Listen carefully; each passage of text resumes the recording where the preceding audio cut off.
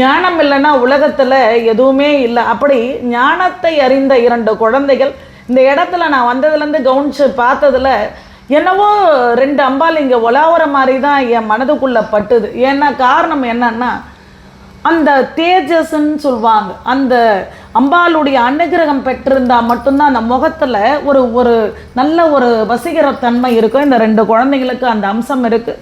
குழந்தைங்க இன்னும் மேலும் மேலும் பல கலைகளை கற்று தேரணும், கல்வியில் முன்னேறணும், அவங்களுடைய வாழ்க்கை அதாவது புகழ் ஓங்க வாழணும். அது என்னுடைய ஆசை. அது மட்டும் இல்லாமல் இந்த இடத்துல ஒருத்தரை பார்த்து ஒருத்தர் தெரிஞ்சுக்கணும். என்ன விதத்தில்னா, நம்ம குழந்தைங்களை எப்படி கொண்டு போகிறோமோ அதை பொறுத்து தான். தாயை போல பிள்ளை, நூலை போல சேலைன்வாங்க. அந்த நூலின் தரத்தை பொறுத்து தான் அந்த புடவைக்கு மரியாதை. தாயினுடைய நடத்தையை பொறுத்து தான் குழந்தைங்களுக்கு கௌரவம். இந்த இடத்துல ஒரு கணவன் மனைவி அந்த 2 குழந்தைகளை அவ்வளோ அழகாக கொண்டு வந்திருக்கிறாங்க.